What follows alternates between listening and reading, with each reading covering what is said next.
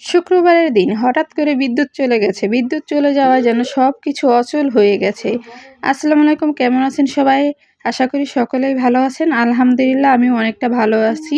চলে আসলাম নতুন একটা ভিডিও নিয়ে, পুরো ভিডিওটায় পাশে থাকবেন। এই তো সকালবেলা সবকিছু কেটে-কুটে রেডি করে নিচ্ছিলাম। একদিকে সবকিছু কেটে-কুটে নিচ্ছিলাম, অন্যদিকে ডালটা বসিয়ে দিয়েছিলাম। ডালের মশলাটা পুড়ে গেছে। যাই হোক, এখানে আমি পাতাকপি ভাজি করে নিয়েছি। তারপরে এই মুরগির মাংসটা বসিয়ে দিলাম।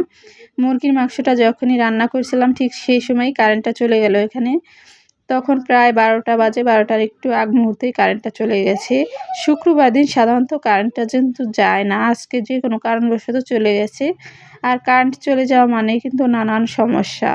শুক্রবারে নামাজ পড়তে যাবে কিন্তু গোসলের পানি ছিল না, মোটরের ছাড়ার উপায় ছিল না। যেহেতু কারেন্টই ছিল না, মোটর কীভাবে ছাড়বো?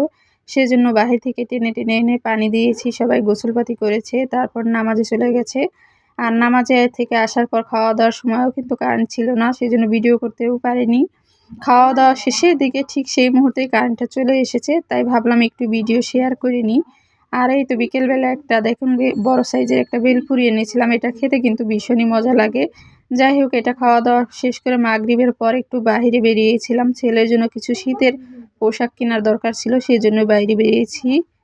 বাহিরে আসার পর রাস্তাঘাটের যে অবস্থা দেখে আমি যাব কিনা সেটাই ভাবছিলাম। দেখুন এখান থেকে কিভাবে মানুষ দেখা যাচ্ছে, গাড়ি নিচে নেমে হাঁটার মতো পরিস্থিতি নেই, এরকম একটা অবস্থা। তারপর আস্তে আস্তে আমরা নিচে নেমে গেলাম, যে দেখি ভিতরের কী অবস্থা। শুক্রবার দিন এমনিতেই ঢাকাতে কিন্তু অনেক চাপ থাকে, সবাই ঘুরতে বেরোয়, শপিং করতে বেরোয়, এর জন্যে মানুষের সংখ্যাটা একটু বেশিই থাকে।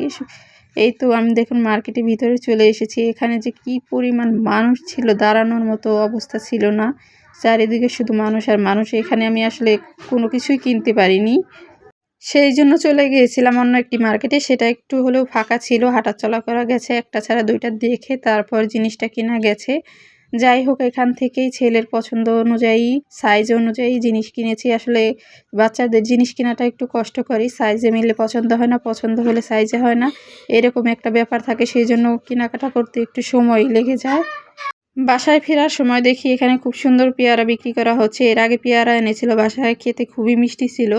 সেজন্য ভাবলাম এখান থেকে কিছু পেয়ারা কিনে নিয়ে যাই, এগুলো হয়তো বা মিষ্টি হবে। তাই এখান থেকে কিছু পেয়ারা কিনে নিয়ে গেলাম। আর এখানে দেখুন অনেক ধরনের খাবারের জিনিস বিক্রি করা হচ্ছে, সবই তেলে ভাজা জিনিস। তারপরও খেতে কিন্তু ভালো লাগে, সেগুলো কিনে নিয়ে গেলাম বাসায়। বাসায় যেহেতু মেয়েটা একা রয়েছে। এই তো এখন আমরা চলে যাচ্ছি একটা অটো নিয়ে বাসায়। বাসায় এসে সব খাবার দাবার বের করে আসলে ভিডিও করাটাই হয়নি, অনেক তাড়াহুড়োর ভিতরে। যাই হোক, যেটুকু করেছি আপনাদের সাথে শেয়ার করলাম। আশা করি আমার ভিডিওটা আপনাদের সকলের ভালো লেগেছে। ভালো লাগলে ভিডিওটা একটু লাইক, কমেন্ট, শেয়ার দিয়ে যাবেন। সকলে ভালো থাকবেন। আল্লাহ হাফেজ।